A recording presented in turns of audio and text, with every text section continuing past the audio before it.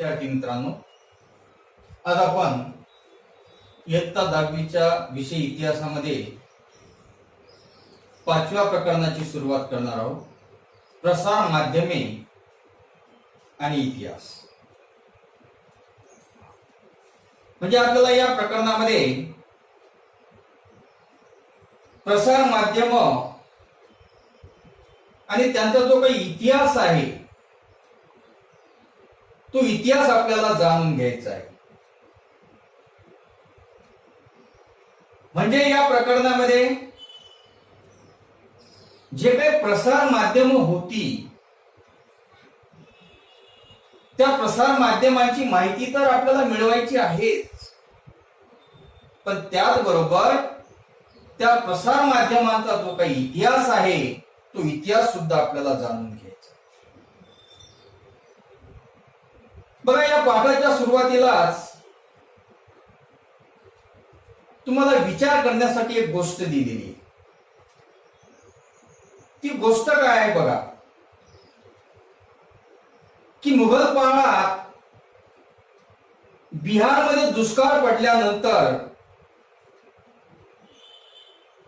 त्याची जी बातमी आहे, मुघल काळात बिहारमध्ये दुष्काळ पडल्यानंतर त्याची जी बातमी आहे ती दिल्लीला कशी पोहोचत असेल आणि पोहोचल्यानंतर त्यावर विचार विनिमय केल्यानंतर दिल्लीचा जो सम्राट आहे तो सम्राट ज्या उपाययोजना करत असेल तो दुष्काळ निवारण्यासाठी, त्या बिहारमध्ये पोहोचवायला किती वेळ लागत असेल. म्हणजे लक्षात घ्या, ही त्या काळामधली गोष्ट आहे की मुघल काळ, बिहारमध्ये दुष्काळ पडलेला आहे आणि त्या दुष्काळाची बातमी ही दिल्लीला पोचवायची आणि मग दिल्लीचा सम्राट जो आहे तो त्यावर विचार विनिमय करून त्यावर ज्या काही उपाययोजना आहेत ती उपाययोजना केल्यानंतर ती बातमी बिहारमध्ये पोहोचवायला किती वेळ लागतो. तर विचार केल्यानंतर आपल्या लक्षात येतं की यासाठी खूप वेळ लागत असेल, कारण त्यावेळी कोणत्याही प्रकारची प्रसार माध्यम उपलब्ध नव्हती. आज आपण बघतो ज्या माध्यमातून आपण संवाद साधू शकतो, टेलिफोन आहे, मोबाईल आहे, ज्या माध्यमातून आपण एका ठिकाणाहून दुसऱ्या ठिकाणी बातमीचा जो काही प्रवास आहे तो करू शकतो. एवढंच नाही तर ईमेलची सुद्धा सुविधा आहे.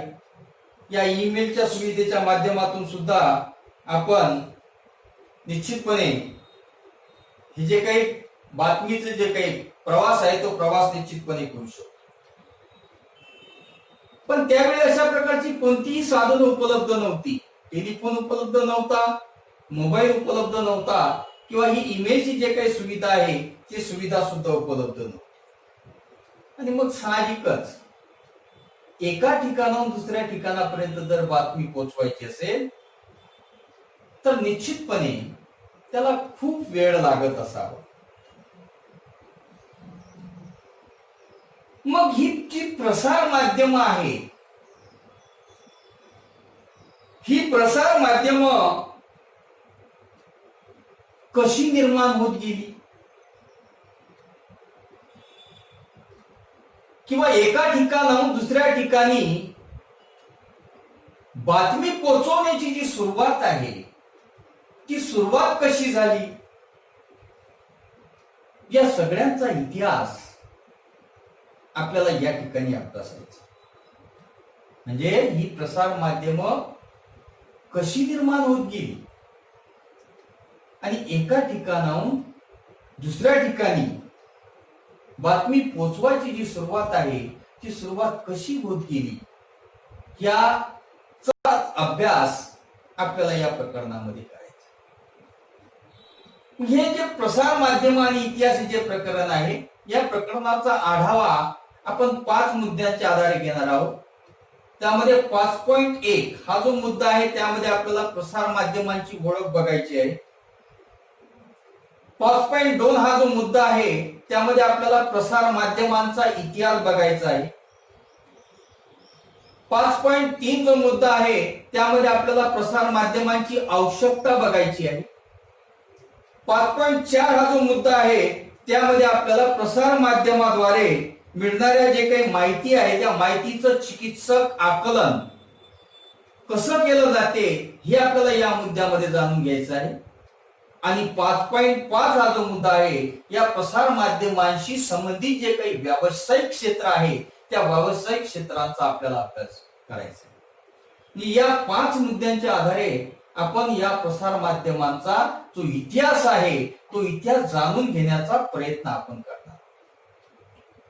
त्यामध्ये पहिला मुद्दा आहे बघा प्रसार माध्यमांची ओळख. बघा प्रसार माध्यम हा जो शब्द आहे यामध्ये 2 शब्द आहेत. एक म्हणजे प्रसार आणि दुसरं म्हणजे माध्यम. प्रसार माध्यमी असे 2 शब्द आहेत. प्रसार 1 माध्यमी 2. मग प्रसार या शब्दाचा अर्थ काय तर दूरवर पोहोचवणे. म्हणजे एखादी बातमी दूरपर्यंत पसरवणे किंवा पोहोचवणे त्याला म्हणायचं प्रसार. मग हे प्रसार करण्यासाठी ज्या साधनाचा वापर केला जातो लक्षात घ्या ज्या साधनाद्वारे तो प्रसार केला जातो त्या साधनाला म्हणायचं माध्यम.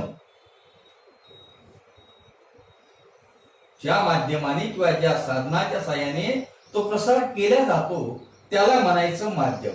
म्हणजे प्रसार याचा अर्थ दूरवर पोहोचवणे किंवा एखादी गोष्ट दूरपर्यंत पसरवणे किंवा त्याचा प्रसार करणे. तर माध्यम म्हणजे काय तर त्याचा प्रसार करण्यासाठी जे माध्यम आपण वापरणार आहोत किंवा जे साधन आपण वापरणार आहोत त्याला आपण माध्यम म्हणू शकतो की ज्याद्वारे ते पसरवलं जाते ते झालं माध्यम. प्रसार म्हणजे काय तर दूरवर पसरवणे पण त्या गोष्टीचा प्रसार करण्यासाठी ज्या साधनांचा वापर केला जातो ते झालं माध्यम. म्हणजे कशाच्याद्वारे आपण ते पोहोचवणार आहोत आणि ते काय साधन असणार आहे ते म्हणजे माध्यम. आणि ही जी काही माहिती आहे ही माहिती आपण या प्रसार माध्यमांच्या साहाय्याने निश्चितपर्यंत दूरवर पोहोचू शकतो. म्हणजे प्रसार दूरवर पोहोचवणे माध्यम ज्या साधनांच्या आधारे आपण ती बातमी किंवा ती माहिती पोहोचवतो ती साधन म्हणजे माध्यम. कारण पूर्वीच्या काळातला जर आपण विचार केला तर आपल्या लक्षात येईल पूर्वीचे राजे एखाद्या राजाला दुसऱ्या राजापर्यंत व एखाद्या राजाला दुसऱ्या राज्यामध्ये जर आपली बातमी पोचवायची असेल तर त्याला कित्येक दिवस लागायचे. म्हणजे एका राजाने किंवा एका राजाकडून दुसऱ्या राजापर्यंत किंवा एका राज्यातून दुसऱ्या राज्यापर्यंत जर बातमी पोचवायची असेल तर त्याला अनेक दिवस लागायचे. कित्येक दिवस त्याला लागायचे. त्याला कारण काय कारण त्यावेळेस कोणत्याही प्रकारची प्रसार माध्यम ज्याला आपण म्हणतो ती प्रसार माध्यम उपलब्ध नव्हती. म्हणजे प्रसार माध्यमच त्यावेळेस नव्हती. आणि मग साहजिकच प्रसार माध्यमच नव्हती, तर एका ठिकाणाहून दुसऱ्या ठिकाणी बातमी पोहोचवायची असेल तर त्याला कित्येक दिवस किंवा अनेक दिवस निश्चितपणे लागणारच आहे. पटकन ती बातमी इतर गावांमध्ये पोहोचू शकणार नाही, कारण प्रसार माध्यमच नव्हती. आणि प्रसार माध्यम नसल्यामुळे निश्चितचपणे त्या अडचणी त्यावेळी होत्या. म्हणजे गावांमध्ये पोहोचू शकणार नाही, किंवा एखाद्या राज्याला आपल्या प्रदेशामध्ये जरी बातमी पोहोचवायची असेल तर त्या प्रदेशामध्ये सुद्धा ती बातमी पोहोचू शकणार नाही.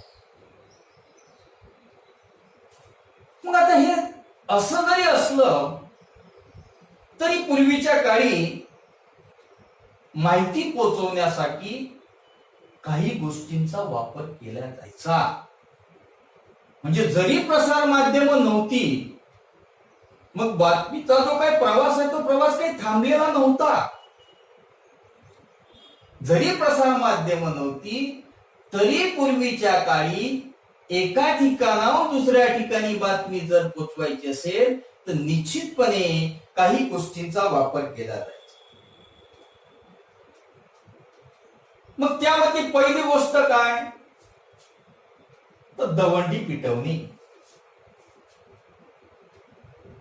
तुम्हाला हा प्रकार माहिती असेल की दवंडी पिटवणी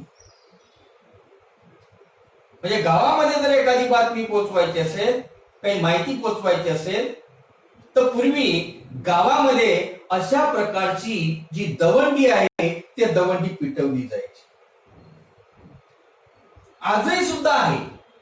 आजही अनेक खेडेगावांमध्ये अशा प्रकारची जी दवंडी आहे, गावामध्ये जर काही माहिती द्यायची असेल, गावामध्ये जर काही माहिती पोहोचवायची असेल तर अशा प्रकारची दवंडी आजही अनेक खेडेगावांमध्ये पिटवली जाते.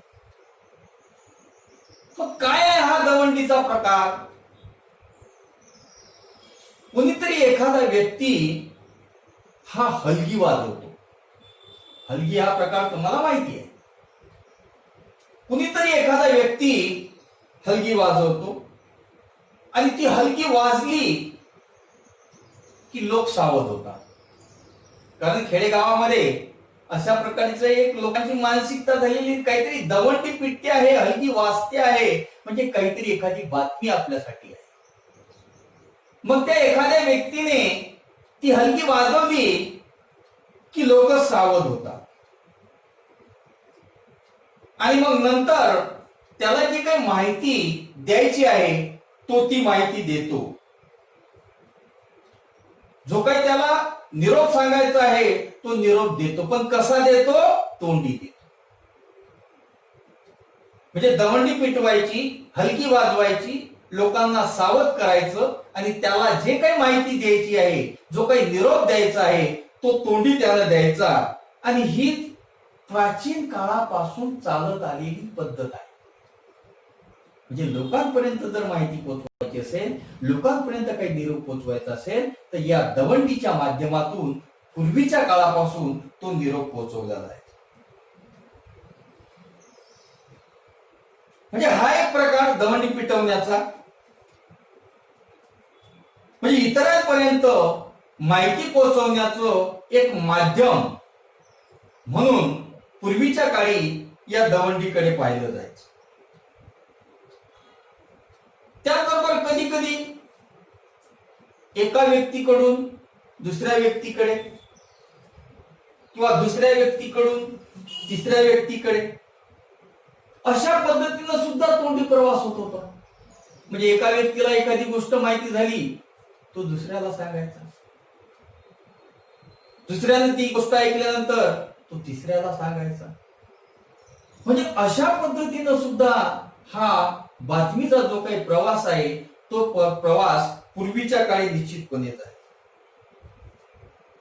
म्हणजे दवंडी पिटवून असेल, एकाच्या तोंडून दुसऱ्याच्या तोंडी असेल, अशा प्रकारचा जो काही बातमीचा प्रवास आहे तो बातमीचा प्रवास त्यावेळी केला जायचा. काय सगळा इतिहास आहे, ज्याला आपण प्रसार माध्यम म्हणतो, या सगळ्यांचाच इतिहास आपल्याला या प्रकरणामध्ये जाणून घ्यायचा आहे. या सगळ्यांचा जो काही इतिहास आहे तो इतिहास आपल्याला या ठिकाणी अभ्यासायचा आहे. अशा प्रकारे हे झाली प्रसार माध्यमांची ओळख. पुढील व्हिडिओमध्ये आपण पुढच्या मुद्द्याकडे वळूया.